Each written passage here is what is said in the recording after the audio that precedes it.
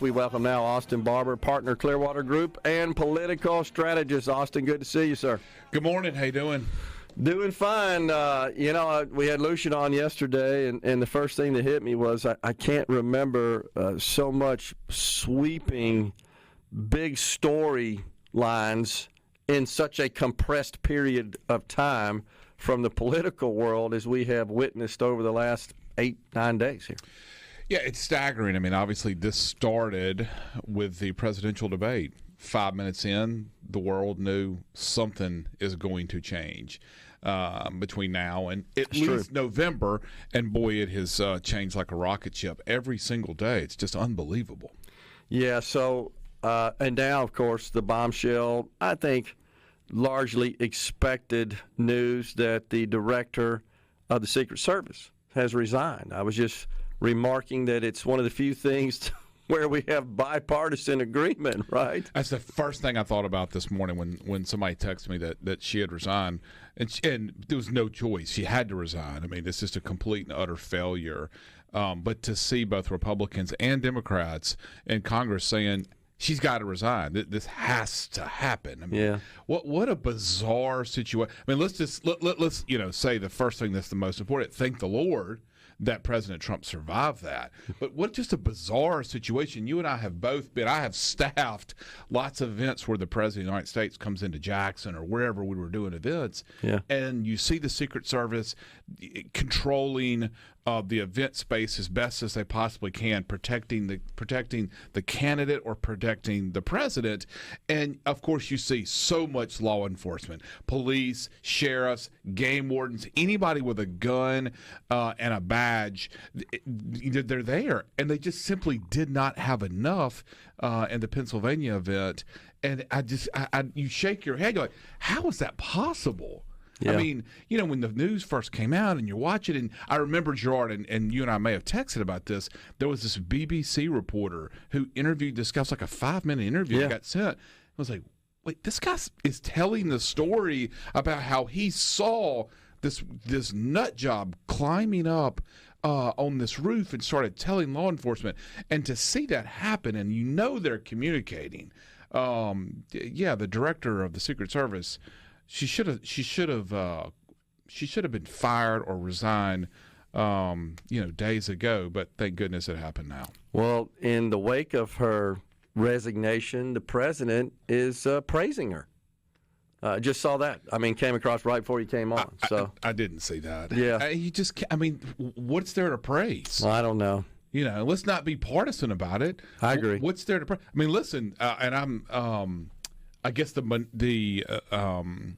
ranking member of, I guess, the Homeland Security Committee, which is a Democrat, and I cannot think of his name, Jamie something, took her to town yesterday. Yeah. And good for him. Talking about Raskin? Raskin, yeah. Took her to town. Yeah, he did. There wasn't no praising from him. I agree. He sure did. So did AOC. I mean, it was a combined piling on. Good. Yeah, that's great. Which it needed to be. Absolutely. Honestly. No question. And not only was there obviously an epic failure at the event in Pennsylvania, but I'd have to say her testimony was a failure because she really was not forthcoming, and that's what frustrated, I think, the members. Yeah, and she probably could have come out there and potentially saved her job if she would have just fallen on the sword, had good answers. Yeah. But she was just... Yeah, I can't tell you. Just like kind of peed off there. Like, what? No mea You're at culpa fault here, not us. Come on. Oh, man. All right, so we got the president withdrawing, and it looks like the Democrats are all in, from all accounts, on Kamala Harris, right? I mean, she's being coronated. All in. We got governors across the country. They're all in. 21, I think, Democrat governors, 185 Democrat members of the Congress, and the delegates. I mean, and nobody else. And you know this, the behind-the-scenes process, as good as anybody, no other prospective Democrat candidates are whipping delegates. No. The Democrat convention is August the 19th through the 22nd, so we've got less than a month. Let her make a couple of big mistakes, and you've got to praise the press when you can. At least they're saying still presumptive nominee. No, but seriously, they have coalesced around her. They realize it's really hard to run a presidential campaign, Gerard, as you know. Sure. And she's got 90 days essentially to do it.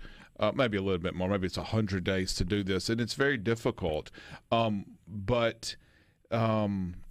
Yeah, they're all in behind her. We're going to see. I mean, listen, this race is obviously, President Trump is the favorite in this race. Obviously that's not breaking news right there. But this country is so divided in terms of our politics. We'd be a fool to think that it's not going to come back close in the polls. There was Totally a poll agree. I saw in Drudge yesterday that had it at 49, 47. I hate national polls because they really don't matter because this is an electoral college campaign. So it's state-by-state polls are much better. But we'll see. They're all behind her, and mostly you see that not just from delegates and governors and members of Congress. Go look at the money. Go look what has happened in the last You believe day. me? You and I exchanged a note about that yesterday. 888,000, which was 60% of our donors, new donors. Well, I shouldn't say new donors for the first time in this race. So you know what that means. Those were Democrat. Let's just call them Democrat donors who had no confidence in on the sidelines and faith in Joe Biden, and they were on the sidelines, as you just said. Now they're active. Yeah, $231 million, $81 million of that's coming in. We used to use the term hard dollars directly into the campaign. $150 million into super PACs and things like that. Staggering amount of money. Now the good thing is that the RNC and the Trump campaign and their allied super PACs, they're flush with cash too. Yeah, they are. So neither campaign is wanting for funds to tell their message. I'll make an observation and get your take on it. It seems like the Democrat messaging and promotion of a candidate, especially a presidential candidate, they're a little better about making their candidate look attractive and electable, just overcoming their liabilities, maybe than we are. We seem to focus more. I'm not talking about I'm listening. the media. Yeah. I'm not talking about the media who constantly piles on Trump more than they do accentuating the positives. But it seems like they're able to produce materials and ads that they're going to make Kamala look like the second coming.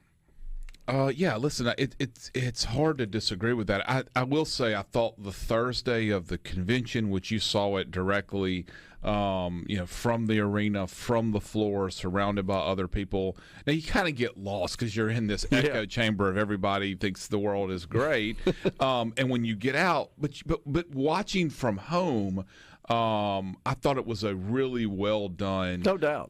Particularly the Thursday. I didn't watch Wednesday. I watched parts of Monday and Tuesday, but was very interested to watch the Thursday festivities. And of course, I'm a child of the '80s, and Hulk Hogan was super exciting. That was really cool. And I thought Dana White. I was like, wait a minute. I don't watch UFC or whatever it is that he does. I was curious about that, and I thought that guy did a pretty good job. I did too. And then, I think most of America, this was like 10 o'clock Central, 9:30 Central by the time President Trump took the stage. I think most of America gave it about 10 or 15, 20 minutes max and checked out. And that's all that really mattered for him. Not the 92 minutes that he spoke. So just the first 10 or 15. Especially, Austin, when you think about the time on the East Coast, right? Oh, yes. I mean, by the time he got through sort of telling the story of the assassination attempt and talking about unity, which we all know in campaigns is not going to last long. Right. It was 11:15, 11:30 Eastern time.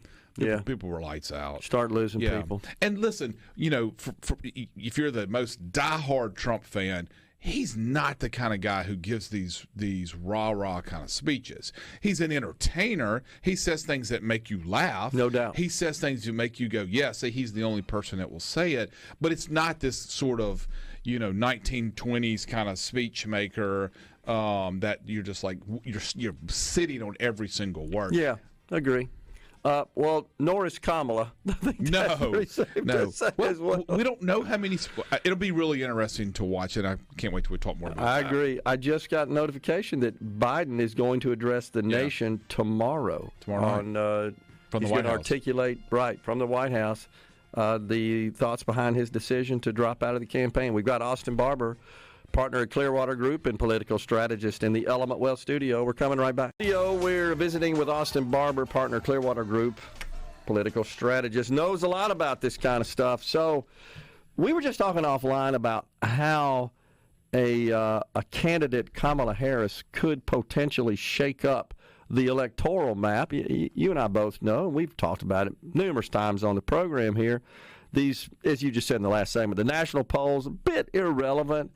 We're likely going to lose the popular vote again. It would be shocking if we won the popular vote, but that's not how we elect presidents in this country, thank God. But the electoral map is a California ex-DA, or ex-AG, excuse me. Well, DA, AG, senator, vice president.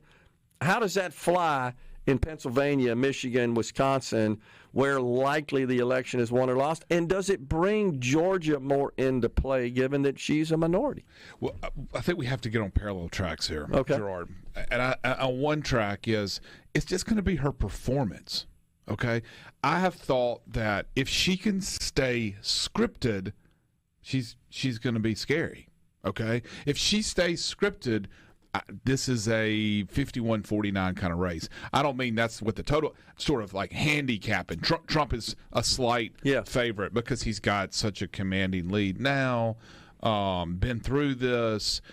But if she can't stay scripted, which has been a problem for her, just go to TikTok, go to Twitter, go to wherever, and just type her name in and see. Yeah. If she can't stay scripted, the race could get out of hand. But if she stays scripted, okay, we're on that track, then you start to think about these states that you do have a higher minority population. And Georgia is certainly one of those. Arizona and Nevada are certainly those kinds of states. Those are states that I think start to sway more the Dem way. And then I think if you look at Pennsylvania and Minnesota, we hadn't won Minnesota. I don't know when the last time was. I think even Reagan lost Minnesota in '84. Because of Mondale. That's right. But still, he lost his home state. That's right. Yeah. But Michigan.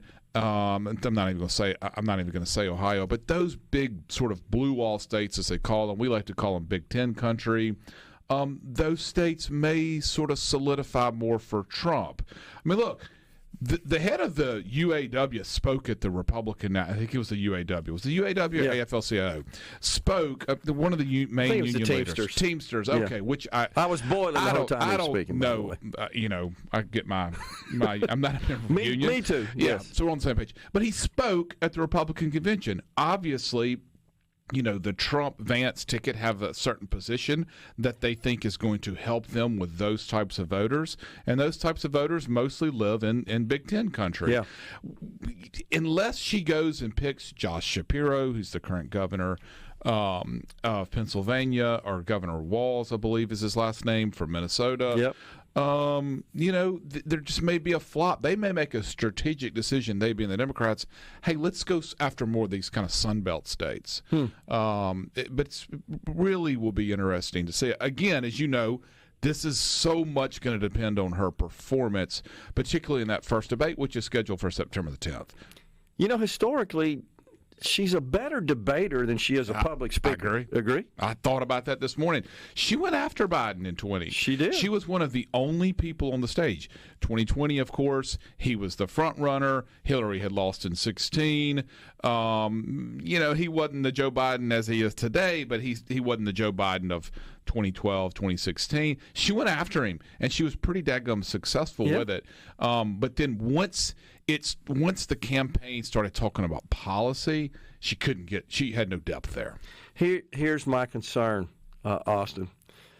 I think that Mr. Trump, who makes a living by insulting his opponent, and often in a funny way. He likes to use a nickname and he's stuff. He's an entertainer. Yeah, he's an entertainer. It's part of his deal, and I think a lot of people gravitate to that. They like that. However, would you agree that personal insults hurled at a minority female will be received differently than those at a rather incognitive octogenarian. Oh, gosh, yeah. Yeah, right. The way you describe that, and particularly about the press. Right. And the press drives, so much attention. I'm not sure about the voters. Yes, when you compare, if he's going to insult Joe Biden or if he's going to insult Kamala Harris, voters will react different. But we'll have to see. Look, don't get me wrong. I want to make sure I say this again. I do think Trump is the favorite right now. Yeah, agreed. And that could move to slight favorite if she performs well. They're certainly performing well from a fundraising standpoint. She's got to stay scripted. She just does. And if she doesn't stay scripted, she can get in trouble. Okay, well, I would add the qualification. Get your take on this. I agree. If she performs well, but it's also on how he handles her. Yeah. I mean, listen, the reality is, and anybody who's done a campaign, whether for city council or the president, okay, this is our playbook. I mean, the Trump folks, and they have done a really good job. New team around him, campaign team. Yeah. For the most part, Susie Wiles has been with him for a long time. They spent probably the last 2 years putting together a playbook to run against Joe Biden. That is focus groups, that is polling, that's our ads that they already made that are sitting on the shelf. Those are digital plans, those are budgets. There's a lot of prep that went into running against Joe Biden, and all of a sudden that plan got thrown in the garbage can. Yeah. So they are having to do a lot of that over, and hopefully they started when they walked out of that debate. I'm sure they all looked around and go, "We are not running against that guy. We hope we are, but there's no way he's going to survive." And being Joe Biden, and then they obviously started, I hope, getting prepped to run against somebody, and they would have thought that would have been Harris. Well, would you agree that a lot of the cycles used last week at the RNC essentially criticizing, condemning Joe Biden are sort of for naught? Or can the Republicans effectively make the case that, look, Kamala's just a redo of Joe Biden from a policy perspective? Yeah, I mean, and she's the one who was named the czar of the border, or the border czar, or whatever you want to call it. That she was the one that President Biden said, we're going to send, the vice president to take care of the border. Well, when we see how well that went, not very well. So, look, she's going to be someone who some voters, certainly Democrat voters, will get excited about. Maybe independent voters will be attracted to her because they think they can somewhat connect with her. But ultimately, when it comes to policy issues, I mean, I was very upset that Netanyahu is in the United States, and she refused to meet with him. Agreed. I mean, so look, independent voters are not going to want to see the pro-Palestine wing of the Democrat Party, the pro-Hamas wing of the Democrat Party be in control of her. So just be really interesting to see where does she and her folks try to take this campaign. And how do they try to get those in the middle? Because those in the middle are going to very much control the way this race is. If both sides, both Republican and Democrat traditional voters, are motivated to go vote, and boy, I think they will. Yeah. I think both bases will say we are going to go vote. So therefore, if you've got high turnout on both R and D side, then it's about the independent voters. And I think those are the voters that are ultimately going to lean to Trump, because he'll connect with them more than the left. And the far left runs these campaigns, particularly for, as you said, a former U.S. Senator, Attorney General, and DA from California. Yeah. So, Austin, historically, the Republicans really haven't promoted the idea of voting early. But now we have Kellyanne Conway, Laura Trump from the RNC, in fact, delivering that message. I noticed, first time I can remember, at the Trump rally this past Saturday in Michigan, I noticed signs in the background on the television broadcast that said, vote early. Don't remember ever seeing that at a Republican rally. Well, you just have to. I mean, I worked on a race last year in Virginia, and they have, 30 days of early voting, maybe 45 days early voting. You can't let your opponents go, bank up tens of thousands, hundreds of thousands of votes when you haven't even started. It is really difficult to catch up on Election Day. Yeah. Because in most of these states, everybody who is watching the race, who is involved in these races, also the press, they see oh, here's the list of people who voted. And they can go put it in their computer and they can see Gerard Gibbert has voted. Right. He is a likely Republican voter, so score one for the Republicans. So that data gets out there, and then momentum happens. No different than if, okay, it's the Saints and the Falcons. Well, if the Saints can get up 21-0 in the first quarter, the Falcons are sitting there going, oh my gosh, how do we come back from this? And their fans are starting to think that too. So, if early voting is done in a secure way, you have to participate in it. Well, Georgia, right? We have, Absolutely. Is it 30 days? I think so. Yeah. So despite the fact the Democrats say they're all about suppressing the vote with their voting policies and laws and all that kind of stuff, but Republicans seem like they're more attuned to that than I think in the past. Their get out the vote effort, their strategy there is better, I think, than it has been historically, and I think that's good. I agree. Appreciate you coming on, Austin. Always good to see you, sir. Thank you. We're coming right back, folks, in the Element Well studio at 11:05. Don't forget, it's Representative Scott Bounds giving us an update on the Neshoba County Fair.